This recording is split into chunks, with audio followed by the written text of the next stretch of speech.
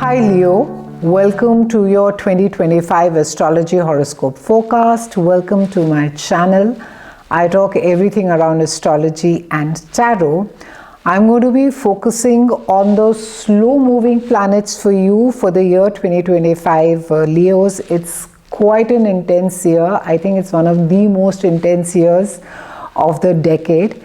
And I'm going to be looking at the global aspect as to how it is that all these planets are going to be affecting us. Then I'm going to be diving deep into your own chart, and I will then close the video with a small tarot reading which will sum up exactly as to how 2025 is going to be there.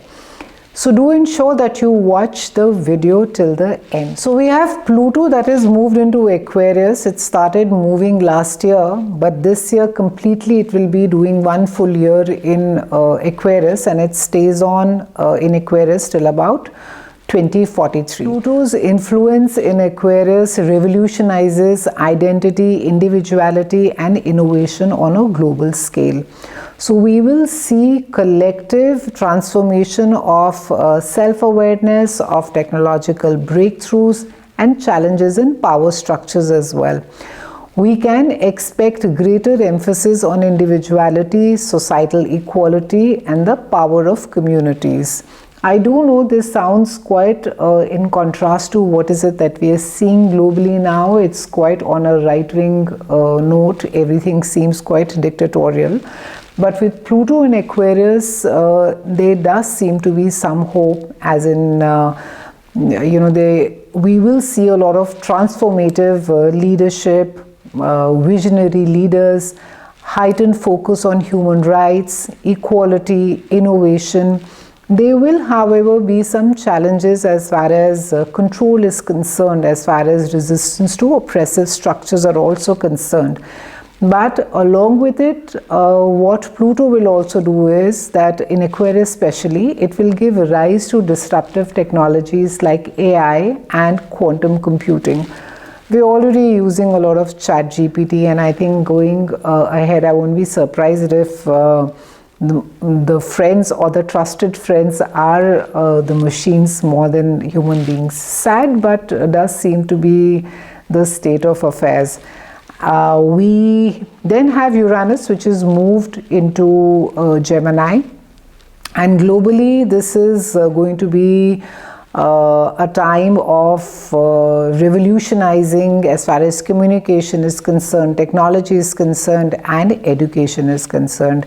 So major advances in communication, information sharing, transportation and relationship between the nations is also going to get highlighted in the coming years. We will also see under this Uranian influence in Gemini a lot of AI integration, global learning platforms being enhanced and also encouraged and adapted and adopted. Along with it, there will be newer forms of transportation. We are already talking of green fuel energy, we're talking of solar energy in transportation, hybrid ways that are already in use, but I won't be surprised that if we have soon flying cars or advanced space travel which becomes accessible to the common man as well. Also, we will see evolution in the human interaction with technology and possibly some brain tech interfaces, and how it is that we deal or rather adopt the machines in our own life. Really sounds like a sci-fi movie. Lastly, we have Neptune, which is there till about 2039, and it is moving into Aries.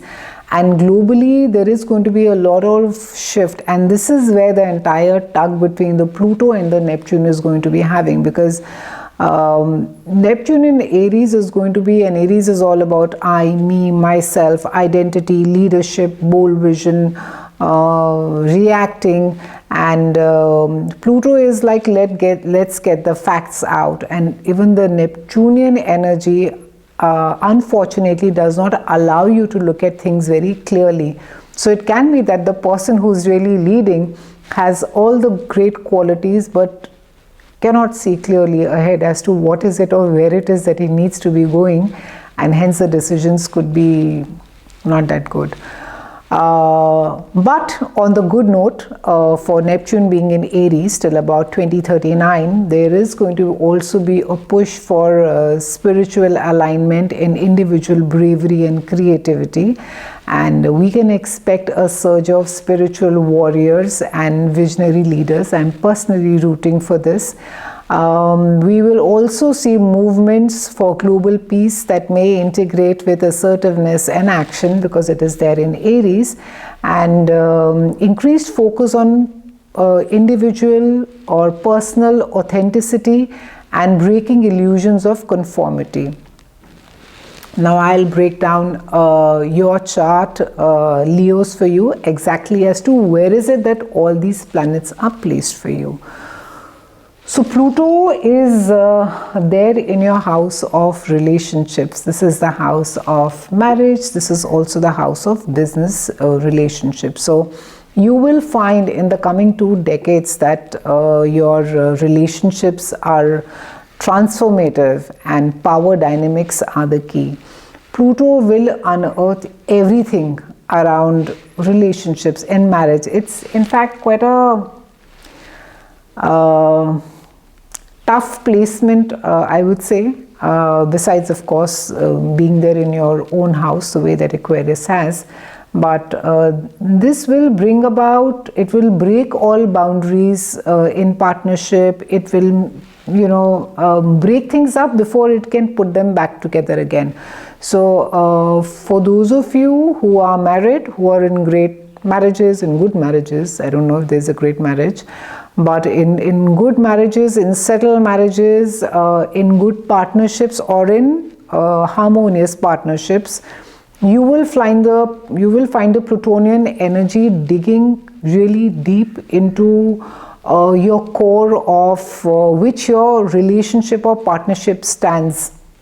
And those of you who can survive the Plutonian effect on this are really going to be coming out stronger. In any case, it is there for 2 decades, so I guess you will in any case survive that, depending how old you are. And we then have Uranus, which is there for you in your house of groups of friends. This is your tribe, with people with whom you share similar goals and desires.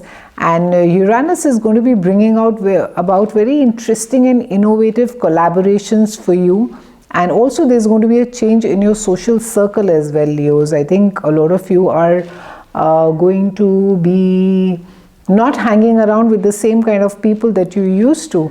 And maybe if you liked, it could, maybe some of you may move towards more philosophical or more spiritual, or maybe on the other hand, some of you may just take to travel like, fish to water, and you will just say, okay, that's all that I need to be doing in my life. I need to be traveling, or I need to be with a certain set of people.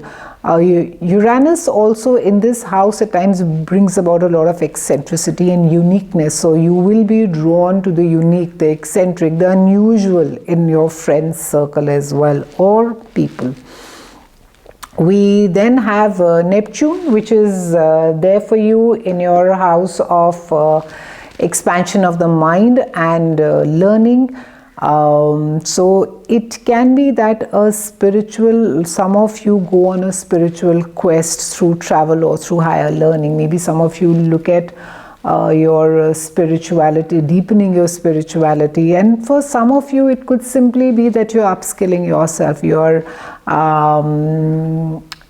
you're learning more. Say it's a higher learning that you're doing, and for a lot of you, your mind is really going to get broadened by just through travel, by meeting people from different cultures, ethnicities, color, even work, how they live, and all of that is something that would not just enrich you, but you will try and adapt in your life, and also I think it will change your worldview per se. We also have Saturn that is there in the same house for you. And Saturn over here is going to be giving you some grounding idealistic beliefs and pursuing disciplined learning. So Saturn is going to be pushing you, that just don't be in a la-la land, and just sort of learn yet not learn, or learn in a very sort of unstructured way, or which does not, though there's nothing wrong in learning in an unstructured way, but Saturn over here is going to push you to put some structure, some discipline, so that it is result oriented, and that is going to be Saturn's learning for you, or rather lesson for you, really.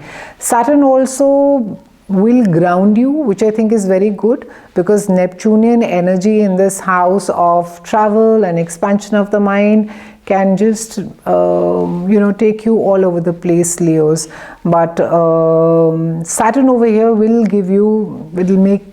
make you smell the coffee quite often, and which I think is quite important, because Neptune is there for 14 years. I mean, Saturn is just going to be there for it's there for approximately 3 years. So after that, once it does its little grounding work for you, tries and puts a format for you, hopefully you should follow through with it.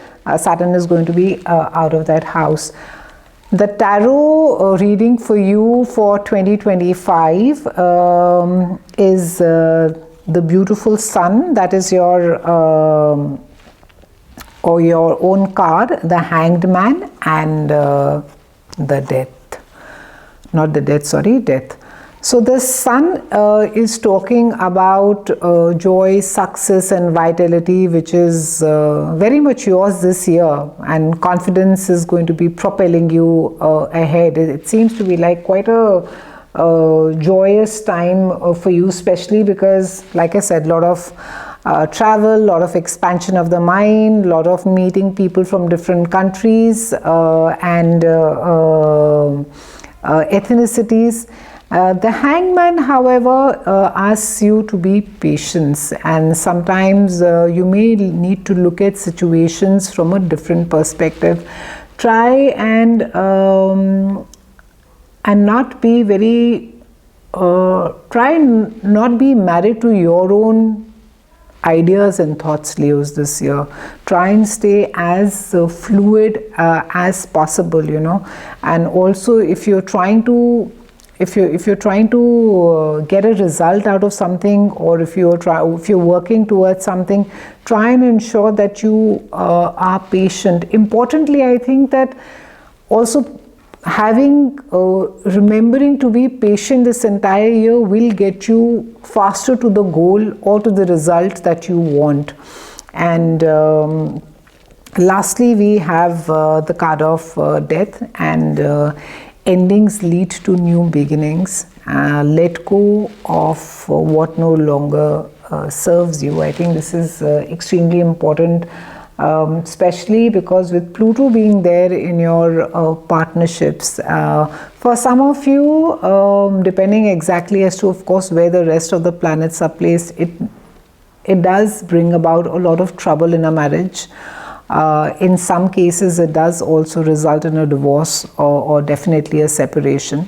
So, for those of you, of course, who are in a toxic relationship, it is, any time is a good time to be walking away. But this year, maybe you will feel the pressure more, and hence you will be able to decide. Two important takeaways or advice for you for this year are that do embrace new opportunities for growth, especially in your material world, and the don't resist unnecessary change, Leos. It's been a pleasure speaking with you. I'll see you again soon, and thank you so much for watching.